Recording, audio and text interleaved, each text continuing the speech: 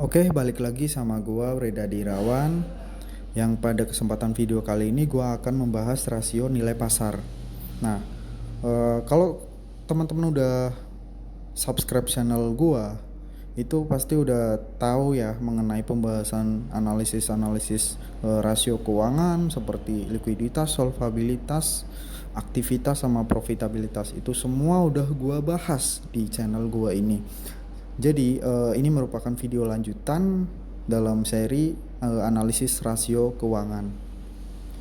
Ini merupakan video yang terakhir karena analisis rasio keuangan itu kan ada 5 jenis ya, dan ini merupakan yang terakhir gitu. Rasio nilai pasar. Rasio nilai pasar ini merupakan suatu metrik keuangan yang digunakan untuk mengukur dan mengevaluasi harga suatu saham. Rasio nilai pasar ini juga digunakan untuk menilai apakah harga suatu saham itu kategorinya murah atau mahal. Secara umum ada 3 rasio yang biasa digunakan ya seperti price to book value ratio atau biasa disebut dengan PBV. Kemudian ada price to earning ratio atau biasa disebut dengan PER, dan price to sales ratio atau biasa disebut dengan PSR. Kita bahas rasio yang pertama, yaitu price to book value ratio. PBV ini adalah rasio yang digunakan untuk mengukur nilai pasar suatu perusahaan relatif terhadap nilai buku. Nilai buku ini yaitu ekuitas, atau orang awam itu biasa menyebutnya dengan modal ya. Nah, PBV ini banyak digunakan oleh investor untuk menentukan apakah harga suatu perusahaan itu dalam kategori murah atau mahal. Untuk rumusnya, harga per lembar dibagi dengan nilai buku per lembar. Hasil perhitungan PBV angkanya 1 itu mencerminkan bahwa perusahaan berada pada harga yang wajar atau yang seharusnya. Itu. Nah, jika angkanya kurang dari 1, itu mencerminkan bahwa perusahaan tersebut berada pada harga yang murah, atau sebaliknya jika jika hasil angka PBV-nya di atas 1 itu bisa dikatakan mahal ya. Jadi sebagai contoh, misal saham A PBV-nya 0,8 kali. Itu kan lebih rendah dari 1 ya. Artinya perusahaan tersebut dalam kategori murah. Nah, jika hasil PBV-nya 1,5 kali, artinya perusahaan tersebut harganya lebih mahal dibandingkan dengan nilai yang seharusnya. Gitu. Jadi teman-teman patokannya angka 1 ya untuk menentukan PBV ini. Namun secara umum ya, kalau misal teman-teman mau menganalisis di perusahaan-perusahaan yang sudah terdaftar di Bursa Efek Indonesia atau Bursa Saham Indonesia itu, teman-teman perlu membandingkan dengan perusahaan-perusahaan pesaingnya. Jadi supaya lebih fair. Belum tentu misal angka PBV-nya 1,1 nih, wah ini udah kemahalan karena udah lebih dari 1. Tapi perlu kita lihat dulu perusahaan-perusahaan pesaingnya itu apakah lebih tinggi lagi atau bahkan lebih rendah atau bahkan di bawah angka 1 gitu. Jadi perlu kita lihat, perlu kita bandingkan juga.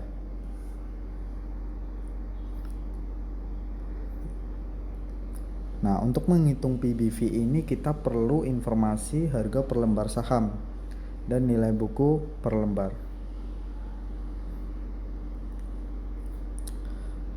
Kita masuk ke contoh perhitungannya. Untuk menghitung PBV, kita perlu informasi harga per lembar saham dan nilai buku per lembar saham. Di sini gua memakai BCA ya sebagai contoh perhitungan. Harganya tertera 9.050 per lembar. Dan gue cantumin jumlah ekuitas pada laporan keuangannya. Ini untuk tahun 2022 ya. Yaitu sebesar 221.918.606. Tapi angka ini dalam jutaan ya.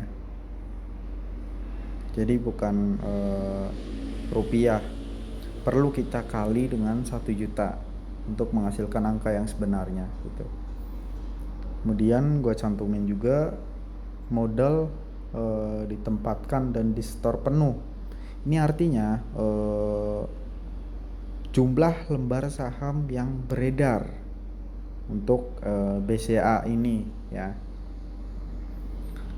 Langsung aja ke perhitungan untuk mengetahui nilai buku per lembar saham dari BCA itu berapa sih. Angka jumlah ekuitas itu kita masukkan kemudian dikali 1 juta. Kenapa dikali 1 juta? Karena laporan keuangan BCA ini dalam angka jutaan rupiah, sehingga perlu kita kalikan 1 juta dulu untuk menghasilkan angka yang sebenarnya.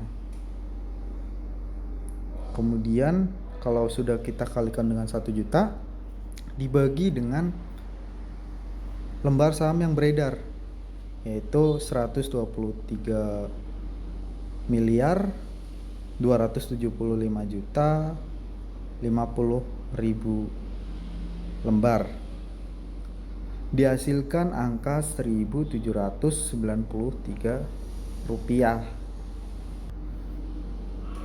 Jadi nilai buku per lembar dari BCA ini adalah 1.793 rupiah. Nah, nilai buku per lembar kita udah dapet nih 1.793 rupiah. Langsung kita masuk ke perhitungan PBV-nya. Karena harga saham juga udah ketemu, jadi tinggal kita hitung. Nah, diketahui harga BCA itu 9.050. Kemudian nilai buku per lembarnya 1.793. Kita masukkan ke rumus, yaitu rumusnya kan harga dibagi dengan nilai buku per lembar. Harganya 9.050 kemudian dibagi dengan nilai buku per lembar saham, yaitu 1.793. Dihasilkan angka 5,05 kali. Ini merupakan angka PBV dari BCA. Nah, apakah ini mahal? Apakah ini murah?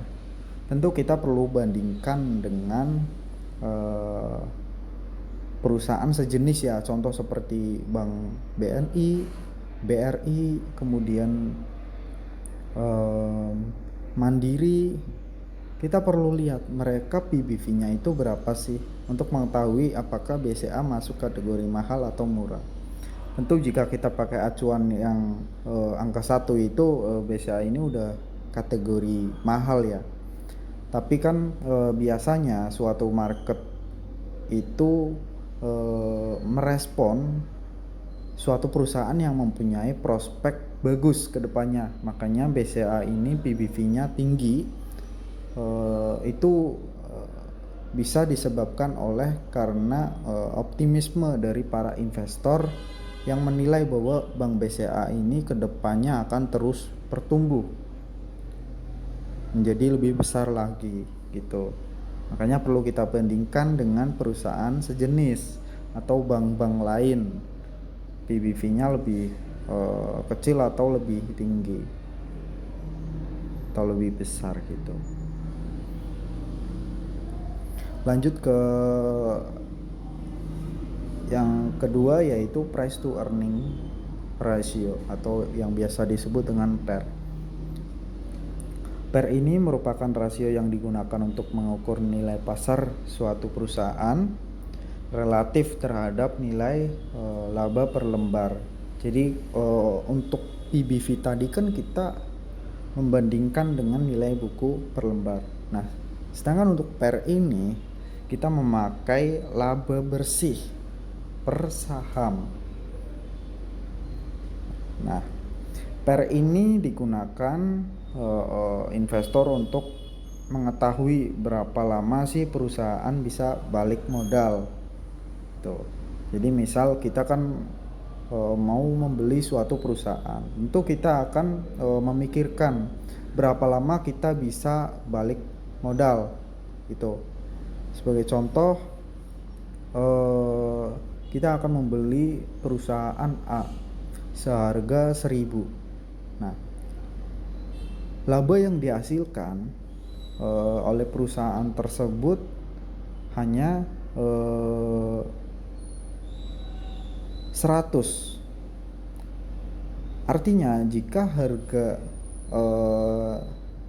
dibagi dengan labanya yang mana labanya itu 100, harganya 1.000, itu tentu kita butuh waktu 10 tahun untuk balik modal.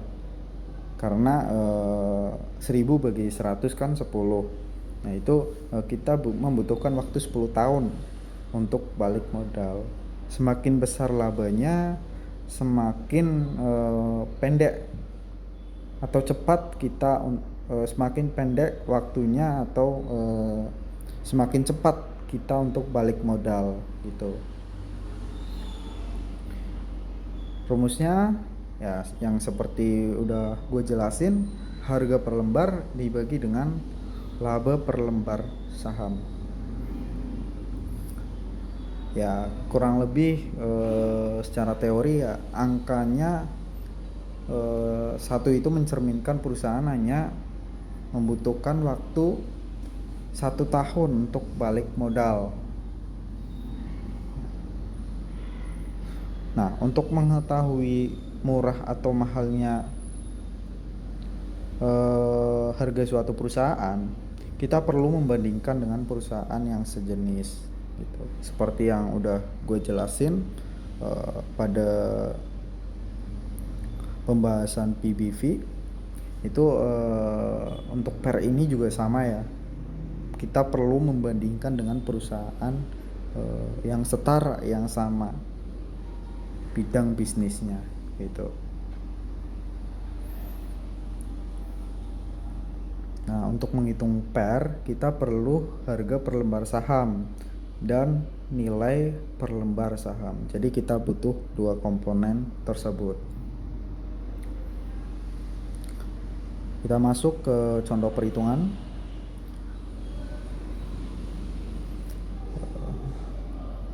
Masih sama menggunakan BCA, di mana harganya 9.050 per lembar. Nah, untuk harga kan kita udah ketemu. Kita tinggal nyari nilai dari laba per lembar saham BCA.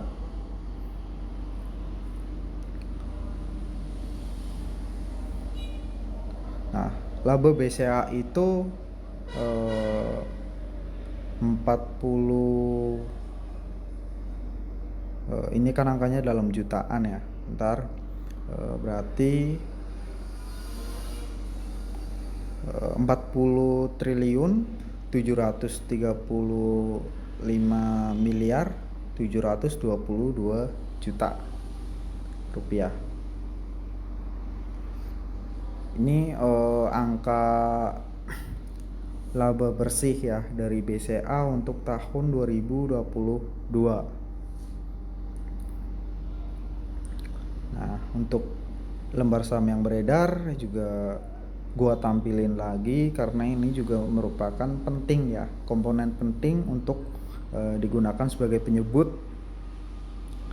untuk kita mengetahui berapa sih nilai laba per lembar saham dari BCA. Nah, kita hitung laba per lembarnya, laba BCA kita masukkan kemudian kali 1 juta karena angkanya dalam jutaan rupiah. Kemudian dibagi dengan lembar saham yang beredar 123 miliar sekian-sekian lembar. Dihasilkan angka 330 per lembar. Jadi nilai laba per lembar saham dari BCA ini adalah Rp330. Nah, udah ketemu nih laba per lembar dari BCA. Dua komponen udah kita temukan, harga per lembar, kemudian laba per lembar juga udah ditemukan ya. Berarti kita tinggal menghitung pernya itu berapa. Nah, diketahui harga saham BCA 9.050. Kemudian laba per lembarnya 330. Kita masukin ke rumus. Rumusnya harga dibagi dengan laba per lembar ya, yaitu 9.050 dibagi dengan 330 yang menghasilkan angka 27,42 kali.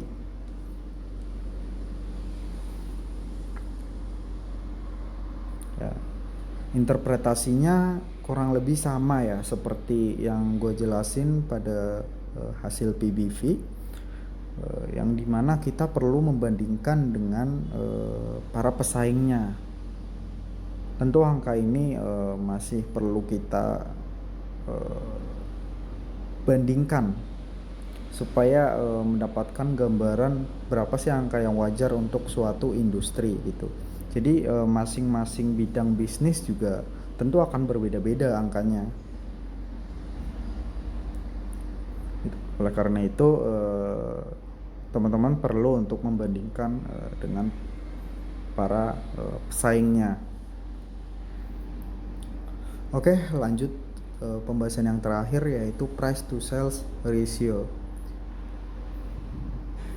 PSR ini adalah rasio yang digunakan untuk mengukur dana yang ditempatkan oleh investor pada perusahaan dibandingkan dengan total pendapatan yang dihasilkan oleh perusahaan.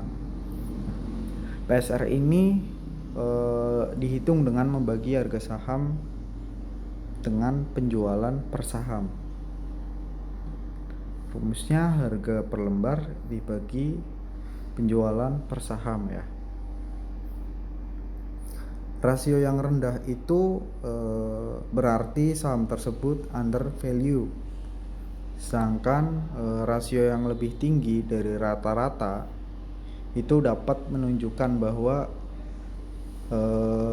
saham tersebut dinilai terlalu tinggi atau mahal. Nah, dalam menghitung PSR ini perlu dua komponen, yaitu harga per lembar saham sama nilai penjualan per lembar saham.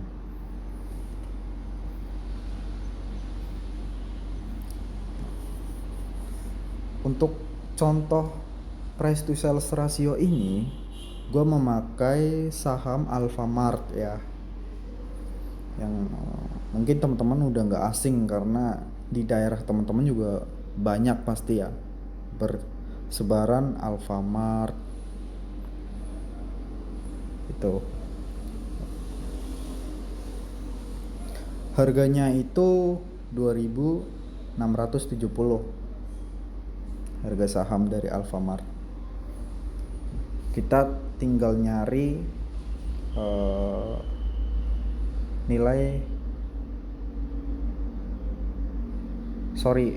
di sini nilai penjualan per saham ya, bukan nilai buku.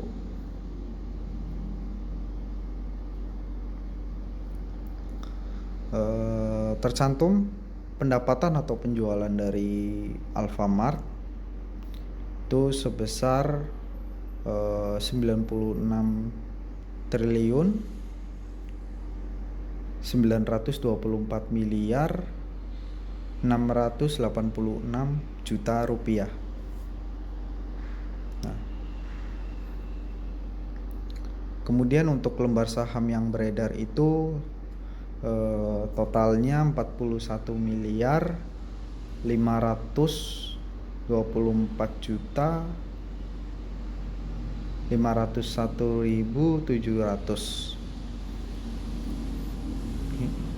Lanjut ke perhitungan nilai penjualan atau pendapatan per lembar saham. Jadi angka pendapatannya kita kali dengan 1 juta karena laporan keuangannya disajikan dalam jutaan rupiah, kecuali laporan keuangan disajikan dalam rupiah. Nah, tentu kita nggak usah menghitung lagi ya untuk dikalikan dengan 1 juta. Nah, setelah dikali dengan 1 juta, kita bagi dengan jumlah lembar saham yang beredar, menghasilkan angka 2.334 rupiah. Nah, ini penjualan per lembar dari Alfamart. Jadi nilai penjualan per lembar dari Alfamart ini adalah 2.334 rupiah. Dua komponen udah kita temukan. Kita lanjut ke perhitungan price to sales rasionya. Diketahui harga Alfamart ini 2.670 ya. Kemudian penjualan per lembar 2.334. Masukin ke dalam rumus, hasilnya 1,14 kali. Nah, ini merupakan angka PSR dari AMRT atau Alfamart. Ya, kurang lebih ya sama. Kita perlu bandingkan juga dengan para pesaing dari Alfamart ya. Jadi angka ini nggak bisa kita gunakan sebagai angka yang akurat, tapi perlu kita bandingkan lagi dengan para perusahaan pesaing untuk mendapatkan gambaran secara luas apakah angka ini termasuk rendah atau tinggi gitu. Nah, kesimpulannya, secara umum market value ratio ini merupakan sekumpulan rasio yang mengukur dan mengevaluasi harga suatu saham yang dinilai dengan melihat komponen finansial perusahaan.